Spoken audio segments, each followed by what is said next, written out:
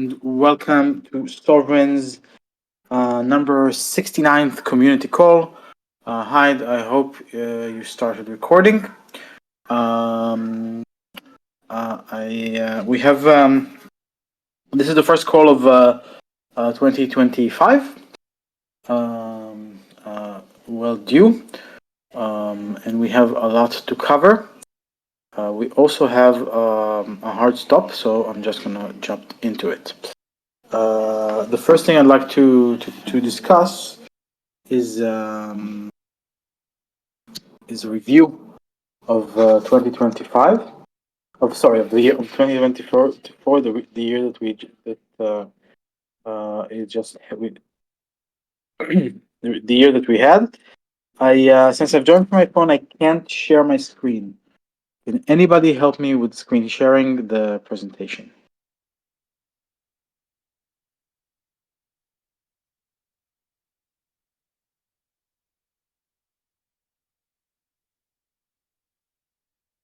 I don't have the presentation, so it's probably going to have to be Luca. Yeah, I can send you this presentation now. Yeah, but I'm sending it to you over in WhatsApp message.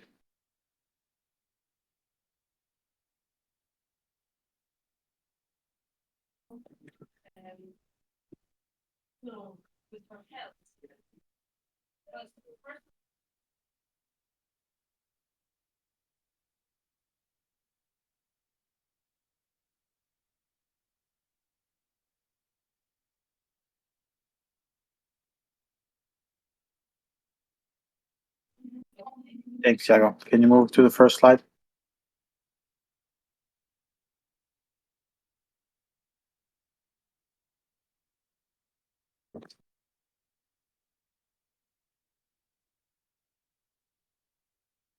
Thank you. So, on our agenda is the review of the year 2024. We would like to also discuss the Sovryn's newest product, which is the Origins Launchpad, and the very successful and interesting soft launch that we had for the BOS token. And to talk about the Sovryn BOS allocation and what are the next steps and the state of play over there. Next slide, please. So in 2024 was definitely a milestone year for Sovryn. Next slide, please. We have went multi-chain, expanded into Bob. We have integrated the runes, a Bitcoin native asset, for the first time for Sovryn, and for the first time it was introduced on an EVM layer and an EVM DApp with our own technology that we developed. And very importantly, we have started incubating Bitcoin OS, a groundbreaking Bitcoin project that I'm sure and hope that all of you know about at this point. Next slide, please. So in 2024, we have started bridging Bitcoin and Ethereum. Next slide, please. By going multi-chain, we have expanded into Bob and Ethereum L2 and have allowed Ethereum assets to be traded on Sovryn on Bob. We also enable staking of Bridge SOV, ESOV tokens on Bob. That's a first. And we have increased our liquidity. We have increased our user base significantly, and we have more trading opportunities than ever. And the big coverage that we got definitely signifies the level of excitement that was in the air when we launched that.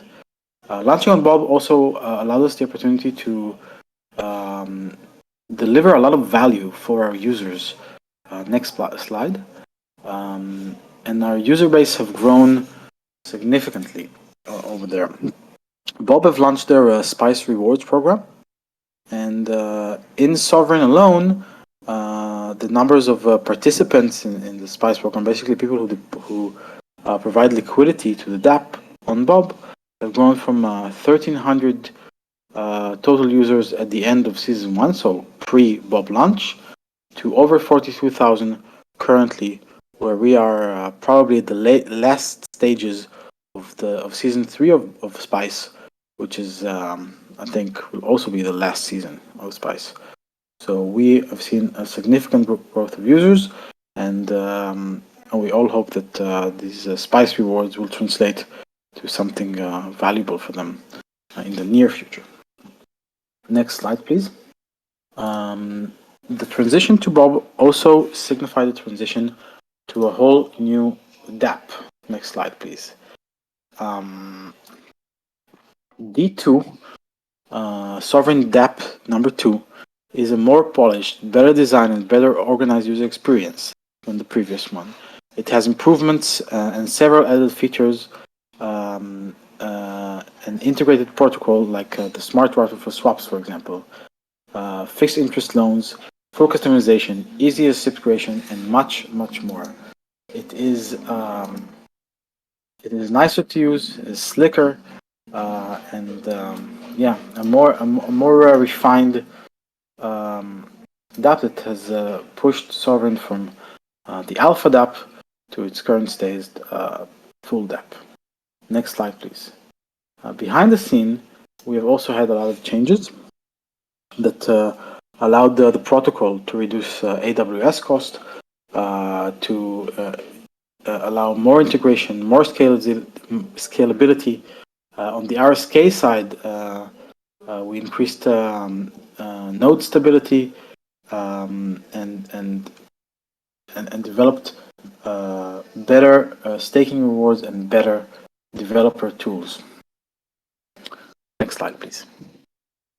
One of the most innovative products that we have released in 2024, in fact, was the first we were the first in the world to do so, was a runes to EVM bridge.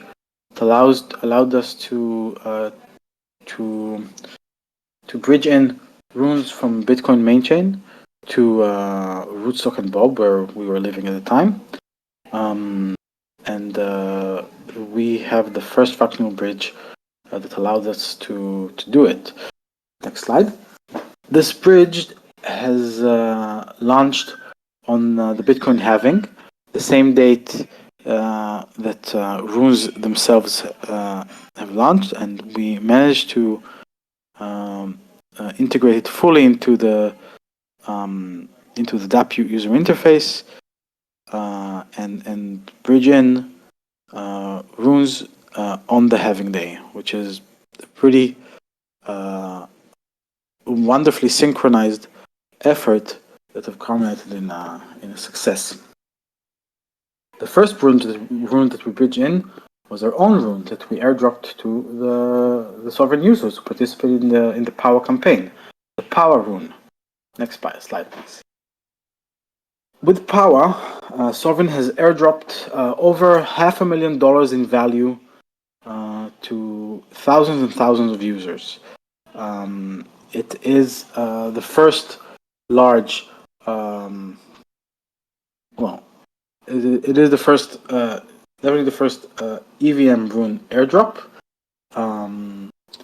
and it was our first large-scale attempt at the points program, and and the first meme as well.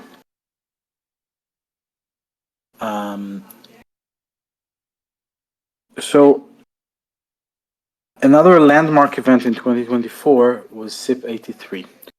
SIP 83 was meant to galvanize Sovryn's participation in developing and incubating Bitcoin OS, and in return solidified the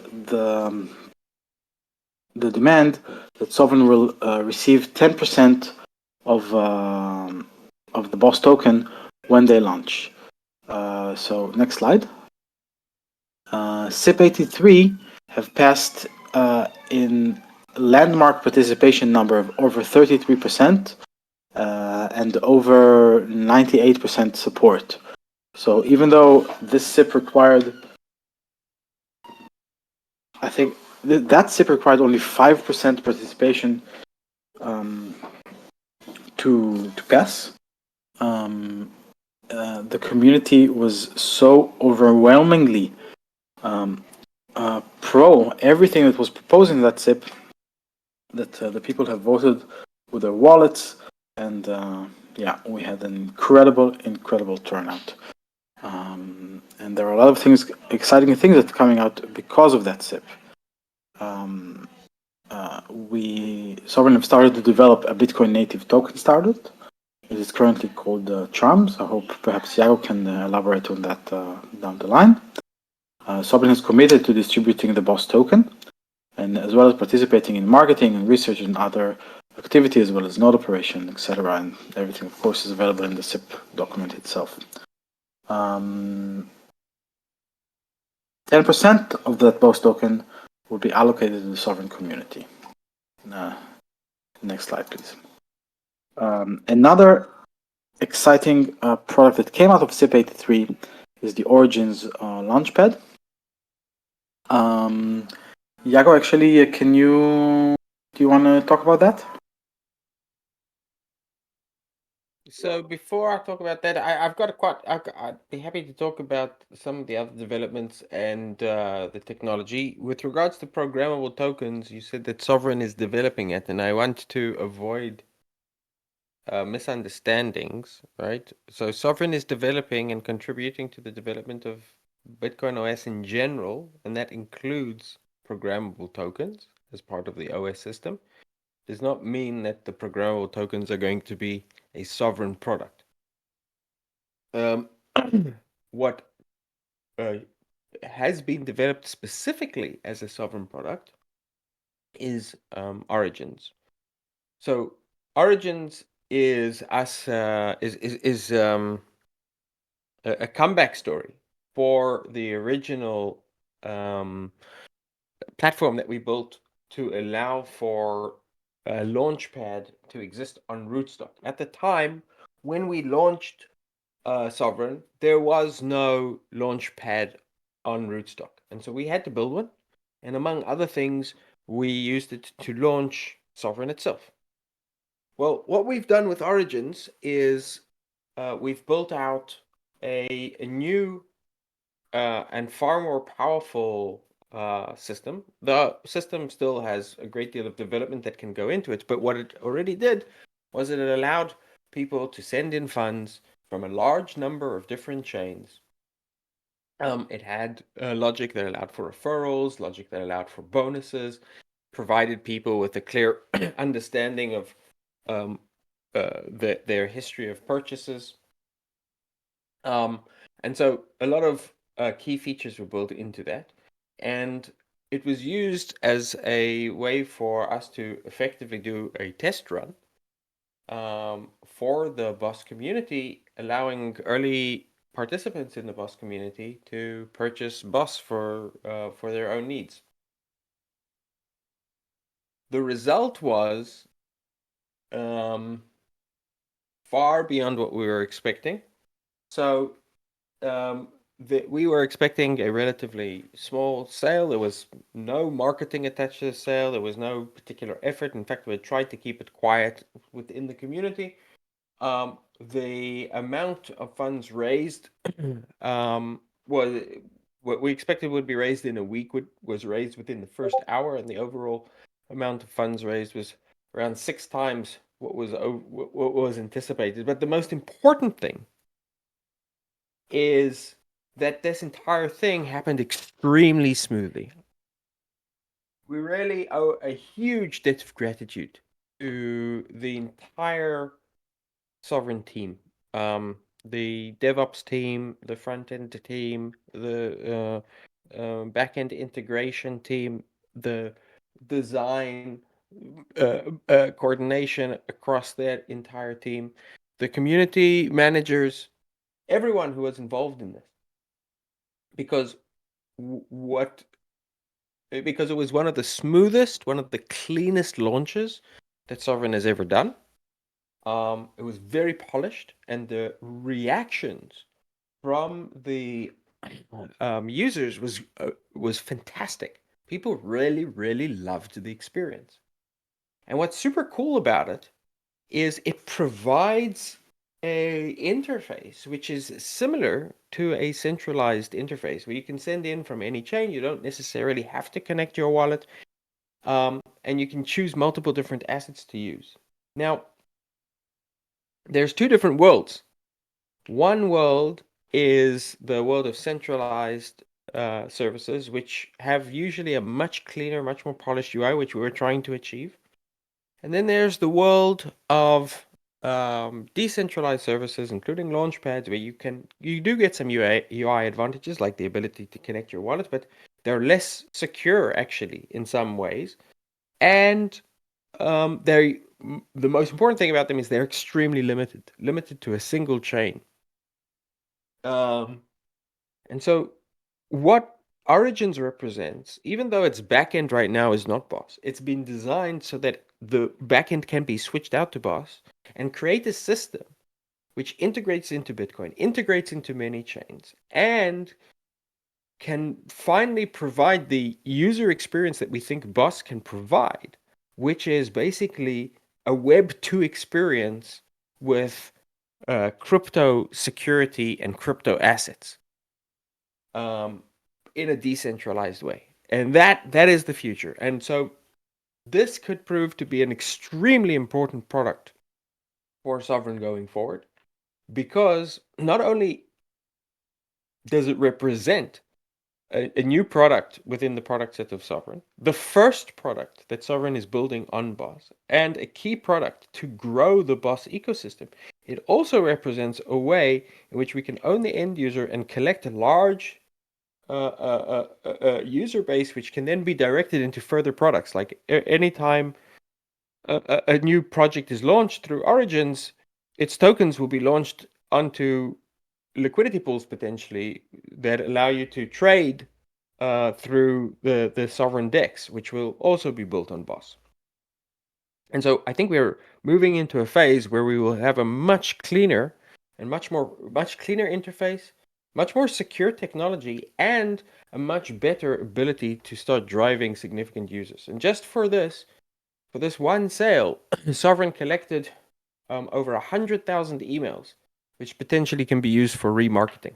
So overall, this was a huge success, and the team did an amazing job.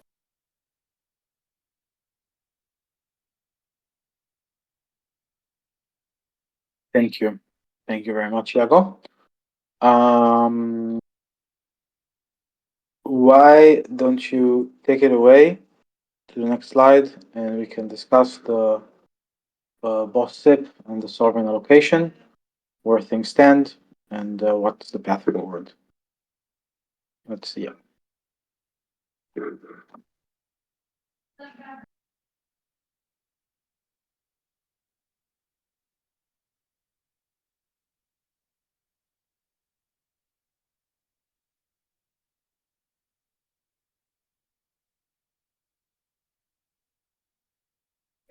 Iago?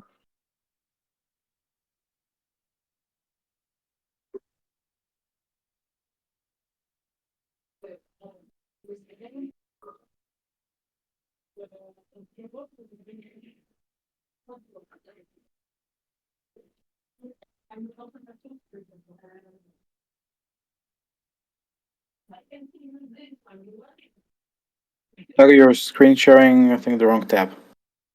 No, I'm screen sharing the right tab, but I'm having some problems with my computer. It's not participating with me. All right, cool. Before I get into the bus token allocation and some of the other stuff, I want to talk.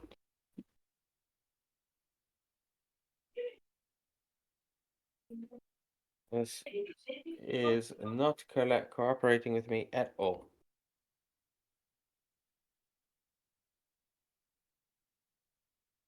All right, we'll just use this screen then. We'll live with it. All right, before we get into, there's some kind of weird lag on my computer. You see? Okay, before. Sorry, I don't know what's going on. All right, we'll use it like this. Can you guys see the screen?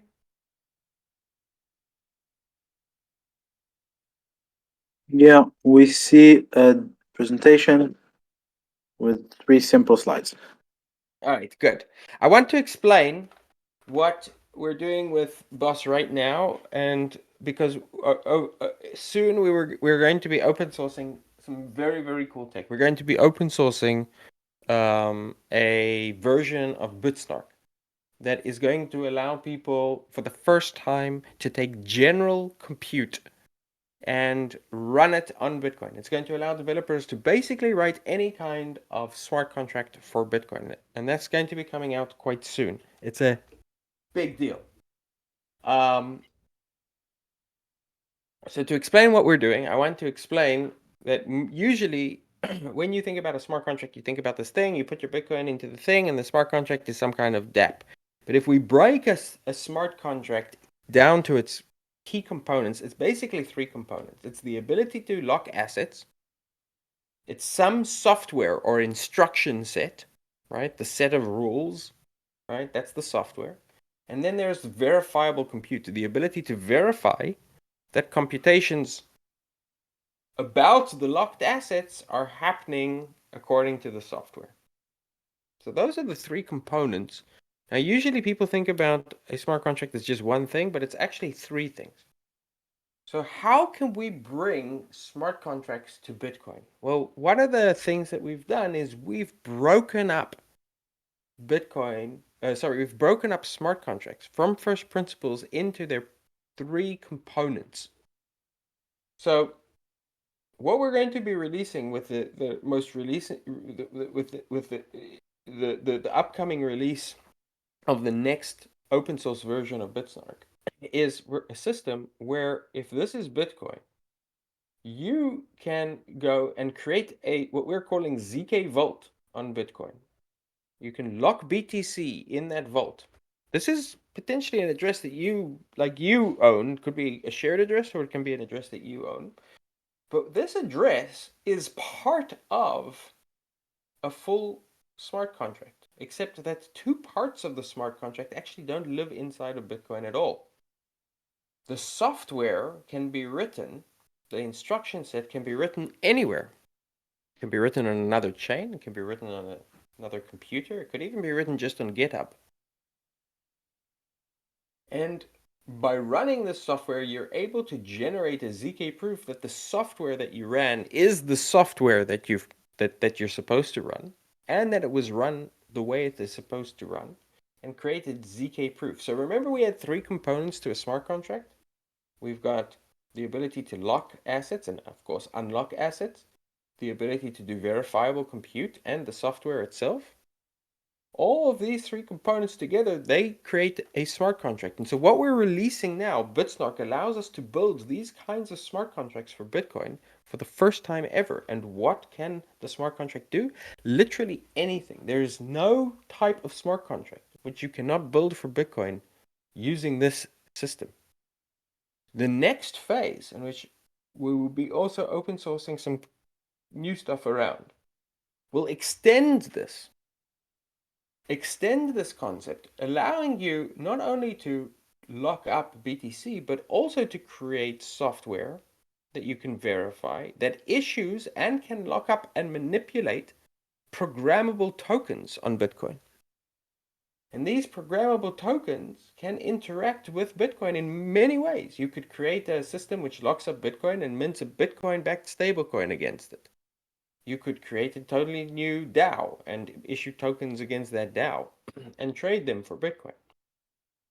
You could create a staking token, let's call it SOV, have it canonically exist on the Bitcoin ecosystem, and have it generate BTC yield in a programmatic way. These are all things that we will soon be able to do on Bitcoin using BOS. So we're getting very close. Like we're starting to open source this stuff. We're starting to audit the systems for building this. We're getting very close to being to the point where we'll be able to launch a mainnet alpha, which has all of this functionality and more, allowing developers to start building pretty much anything they want on Bitcoin, as well as using other chains to talk to Bitcoin for these smart contracts. So these are smart contracts that can exist, different parts of them can exist in different chains at a time. Okay. Before I continue onto BOS, Alpha Mainnet, and Sovryn's BOS tokens, are there any questions about anything I've just said? Yeah, Blue Monkey asks, so Sovereign will have a DEX on Bitcoin OS. Is that DEX a rollup?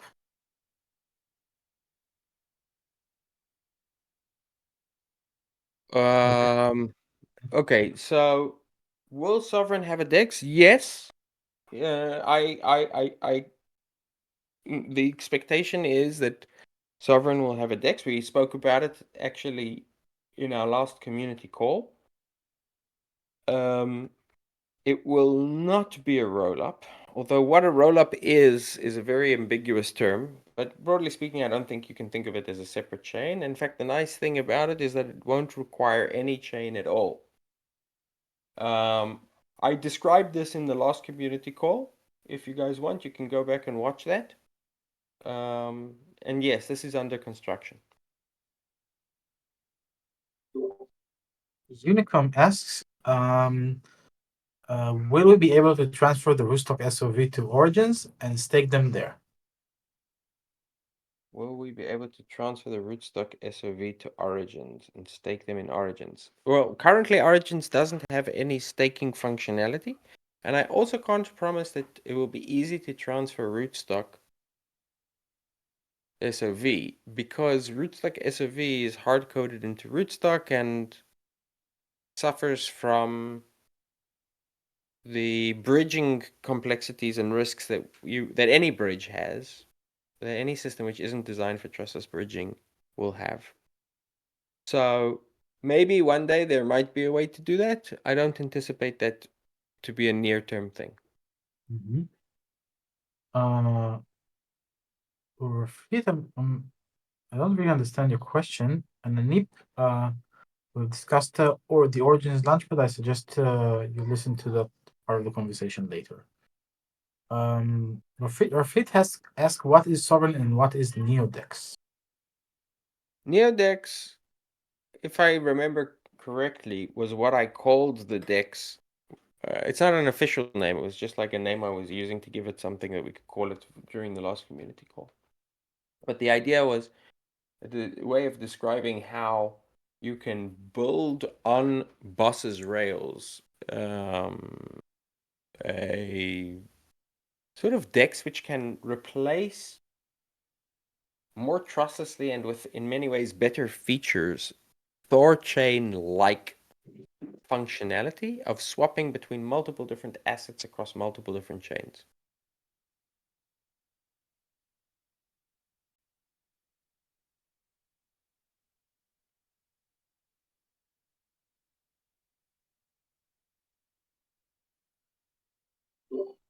All right. So we continue? Yeah. Go ahead. All right. So where we are now is we are expecting to have the system ready for mainnet over the coming few months. Not a lot of months.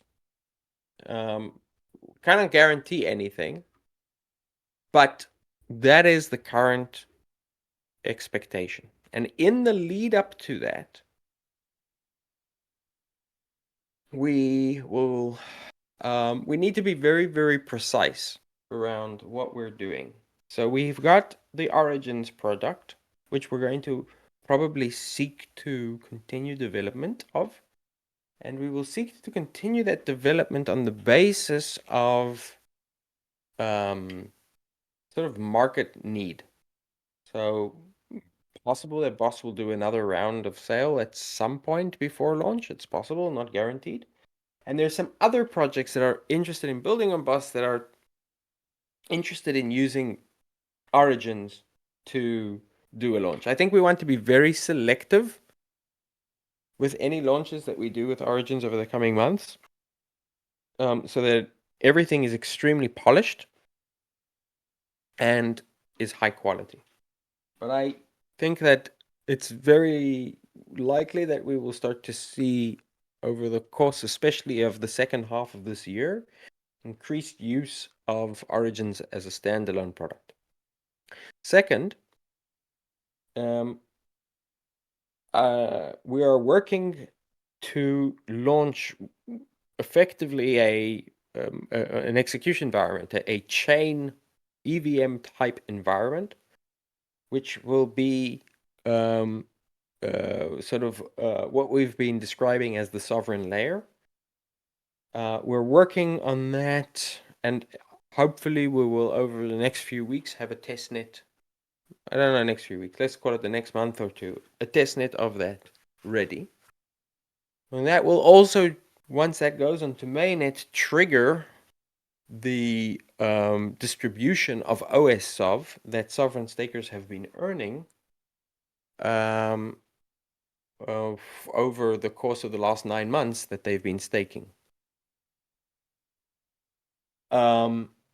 It might be that we choose to launch that layer under some kind of different branding, potentially with its own token, so that it has additional incentives that can be distributed. That can be something that will be brought up for discussion and debate if it looks like an opportunity amongst the community. But launching the layer is something that we are anticipating will happen, at least to testnet over the next couple of months. And then finally, with regards to the BOS tokens, so 10% of BOS tokens are anticipated to be distributed to Sovryn. And Sovryn will be receiving these BOS tokens as a founding entity in BOS. All founding entities in BOS are receiving the same distribution and terms, which is a 1-year lockup and then 4 years of linear vesting. However, there are two things that we're trying to see now. One, which I think I can say with a high degree of certainty, which is that from day one, those BOS tokens will be stakeable by Sovryn, and that will begin to generate immediate yield for Sovryn, which will be distributed to Sovryn stakers. So when our current expectation is that when BOS launches, it will immediately introduce a new revenue stream, which will periodically be distributed to SOV stakers. The second thing is we're currently trying to see if there is a way to accelerate or in some way the sovereign allocation, but we can make no guarantees around that.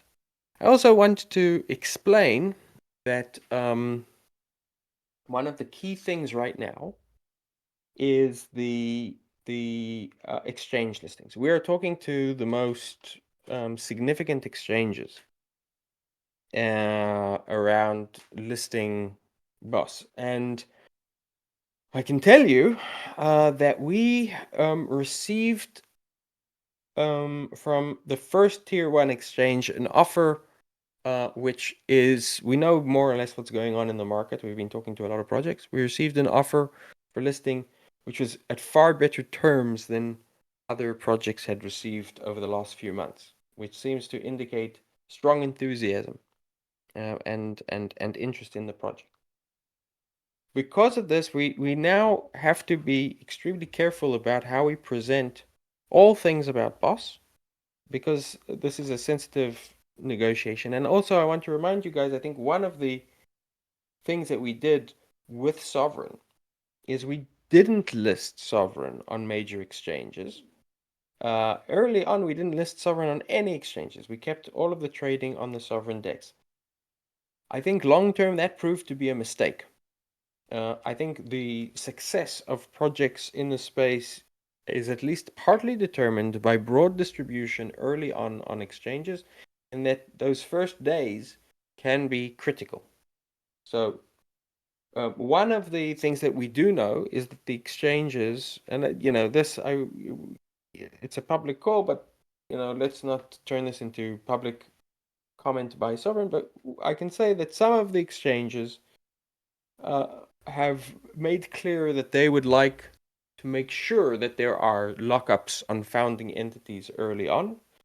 And that is one of the reasons that Sovryn, as well as all other founding entities, need to have a lockup early on, because otherwise we would potentially be substantially reducing the chances for BOS to have the kind of successful launch that we're anticipating for it.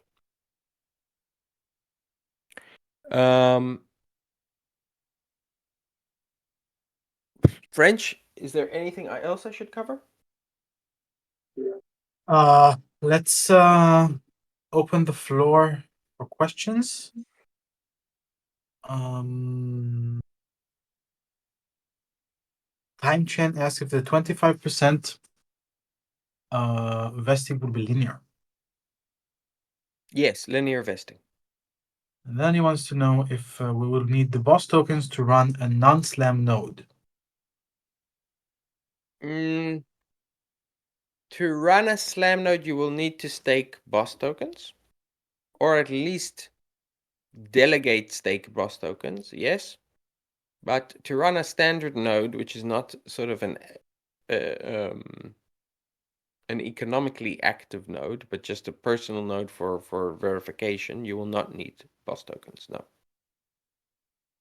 Okay.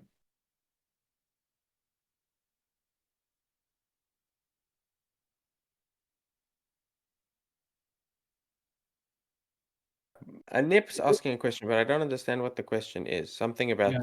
Sovryn 2 years ago. So Anip, if you can clarify, I'm happy to answer. So Blue Monkey's asking if we'll be able to bridge our SOV from rootstock to Bitcoin OS. The plan over the last year that we've been anticipating is that new SOV will be minted. What we're calling OS SOV or canonical SOV will be minted because bridging is very risky and we don't want to have a governance token which is bridged. And therefore, we will have a new issuance of canonical SOV.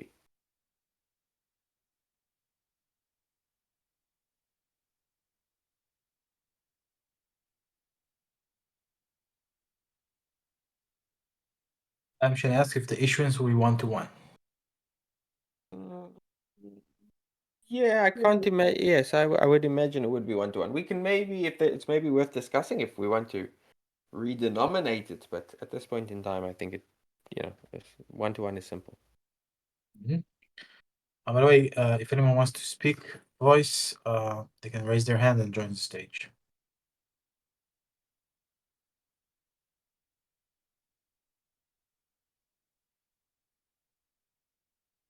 Oh, thanks very much, Anip.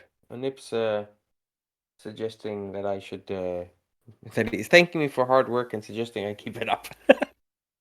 But you also don't want to forget about SOV.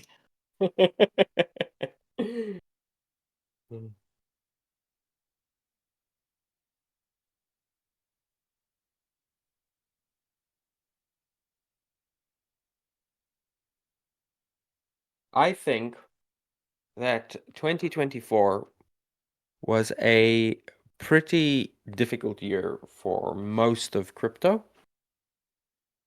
And that included us. Runes basically failed, at least to gain traction, or live up to the hype. And the so-called Bitcoin layer 2 renaissance has emerged as a bunch of projects that are only vaguely associated or affiliated with Bitcoin. And the rest of the crypto space, my God, what a bloodbath. It is still under, it still hasn't recovered to the all-time highs of 3 years ago. And Bitcoin itself is trading only just barely above the highs of 4 years ago.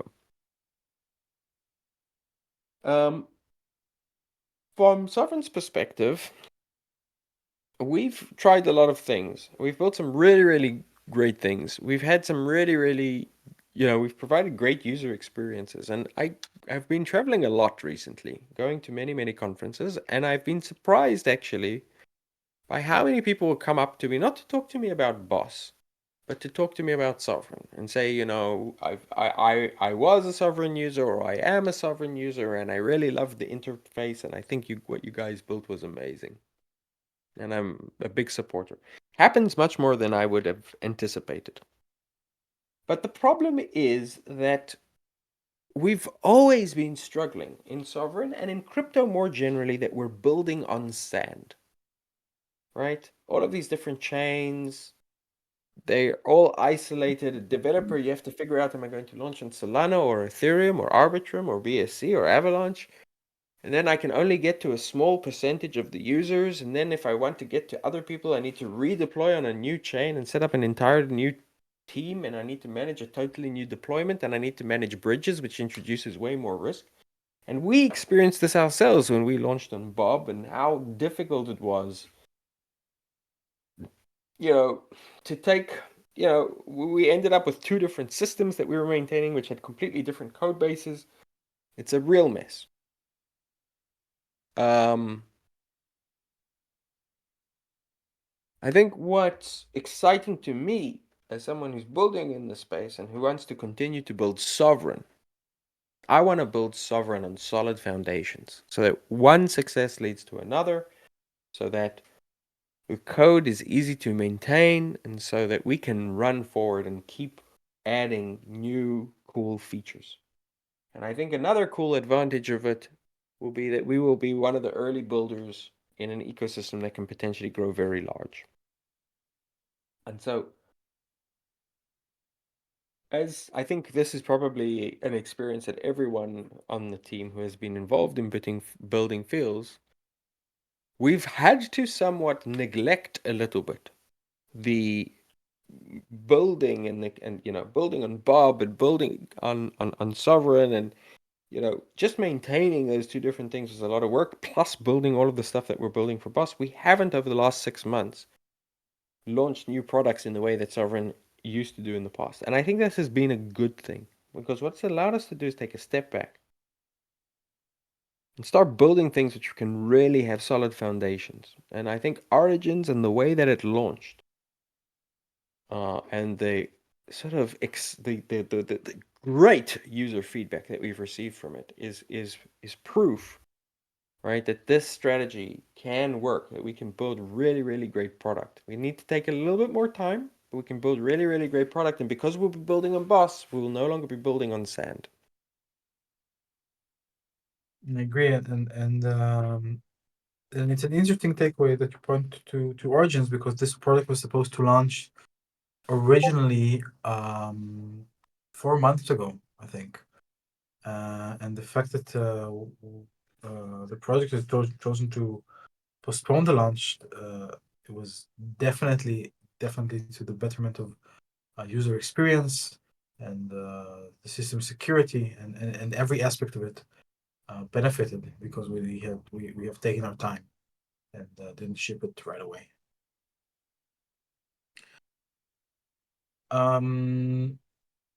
Heat asks if there are any plans about sovereign dollar and Bitcoin OS. Not at this time.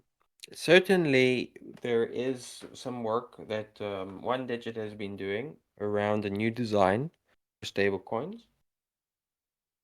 But and I think that there is going to be a need for Bitcoin-backed stablecoins. But my overall read on the market right now is that most people who want stablecoins want fiat stablecoins.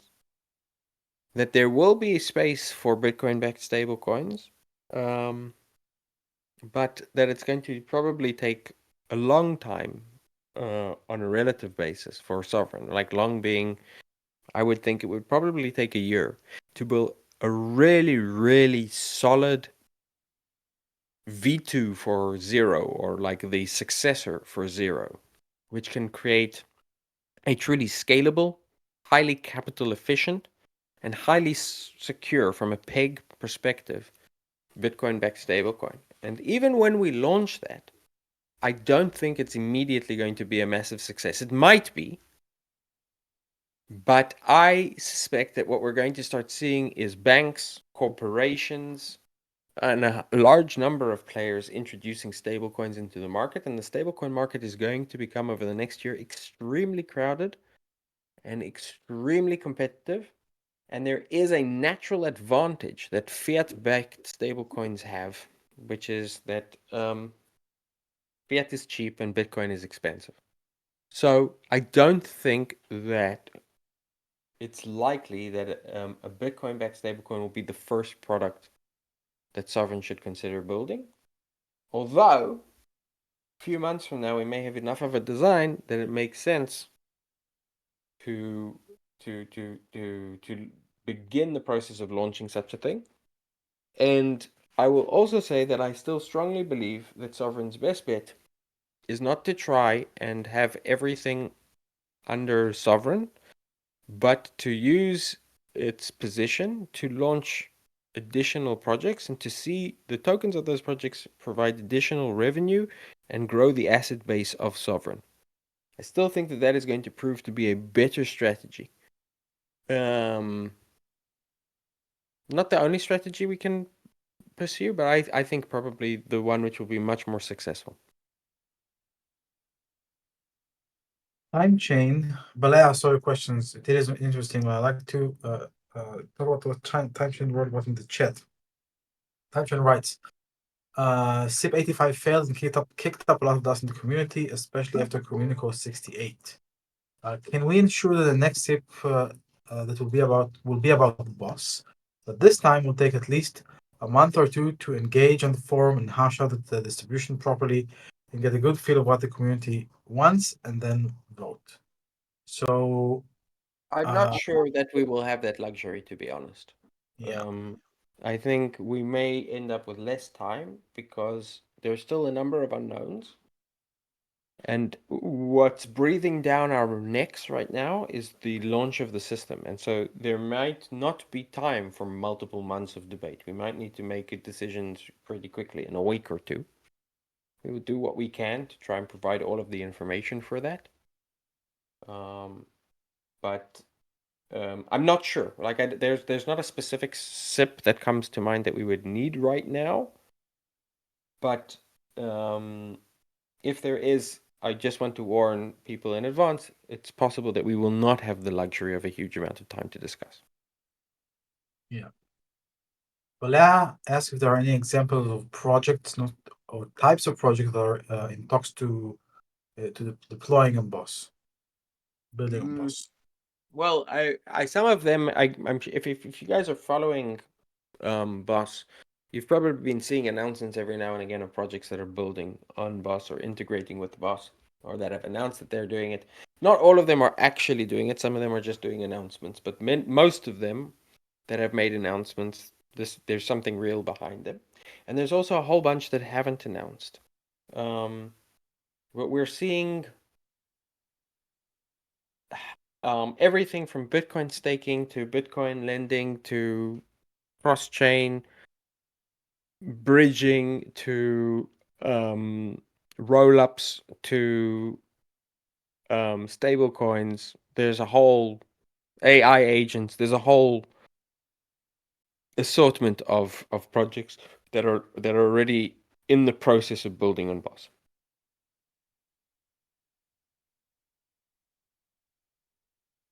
Right. Time Chain Man also asks with regards to the question of a CEO. I still think that it would be a good idea for Sovryn to have a CEO. I still think that it's probably better if that CEO isn't me. Part of the reason for that is that I suspect I'm going to want a 6-month break at some point. I've been working very, very hard on Bitcoin for the last 14 years, and I've been working very hard on Sovryn for the last 5, and I've been working very, very hard on BOS for the last year. And I'm probably, just for mental health, at some point going to want to, maybe at the end of this year, take a break. And I think it would be a good idea for Sovryn to have a CEO, regardless of that. And I also think that my particular talent lies more in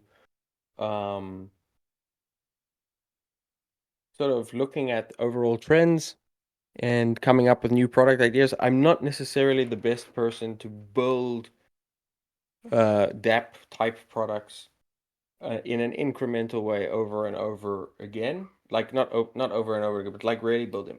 And most importantly, I think the best strategy for Sovryn is that Sovryn will launch multiple different projects that will each have what is effectively their own CEO. I think it's very, very hard to overestimate the absolutely critical importance of a founding team for the success of a project. And the more focused the founding team is, the more likely a project is to be successful.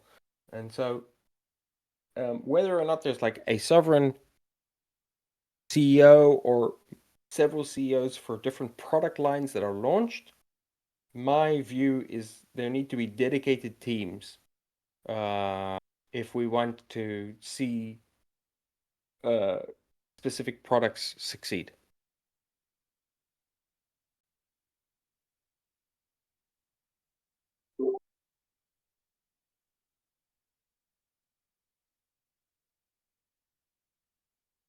Lou Monkey asks you if that you previously had hesitation about Sovereign becoming a DEX. Has the feedback from users with user experience changed your mind, or were there other factors as well? A DEX support. My biggest concern is around AMMs. I don't think that AMMs are good products. I think even Uniswap today is seeing the vast majority of its transactional activity actually not coming through standardized swaps, but is actually being eaten up by market makers sitting on the periphery of the DEX, which means that the DEX sees no revenue from those, or very little revenue from those. So I would say that if we're able to build a different kind of DEX model, which can serve a specific purpose, then it makes sense to build a DEX. The primary concerns with AMMs has been that unless you're able to build huge amounts of liquidity, the DEX is just extremely capital inefficient, and I can't blame users for not wanting to use it. And in particular, it's very hard to build things like limit orders, margin trading, or any more sophisticated kind of transactions on it. With NeoDex, or whatever it is that we're going to call it, this actually wouldn't be on chain at all. And it could be extremely fast and extremely capital efficient. We believe we have a design for that, and much of it is already built. So I think that there is an opportunity out there for a very powerful DEX, and I think Sovryn can play an important role there.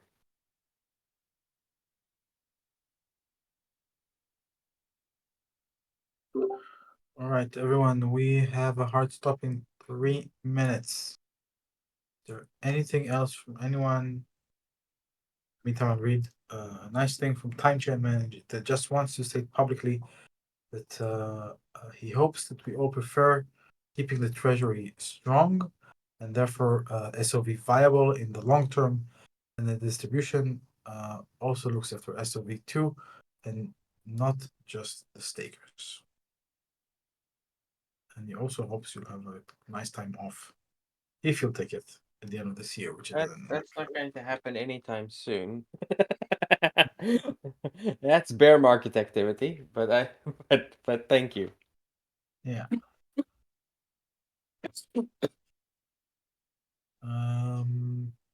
Will the NeoDex have always solved as the governance token?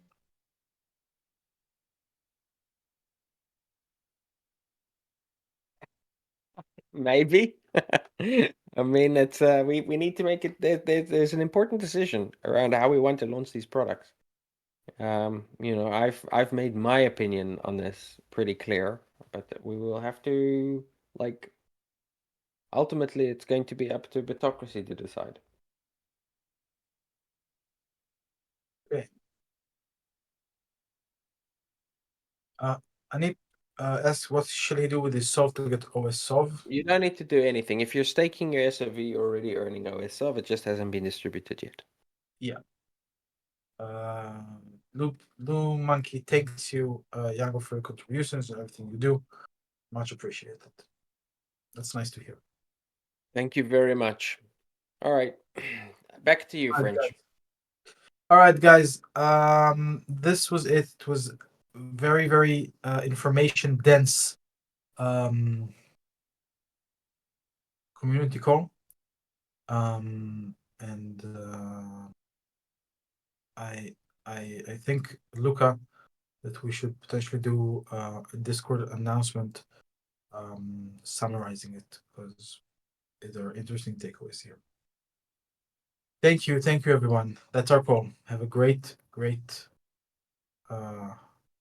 weekend coming up.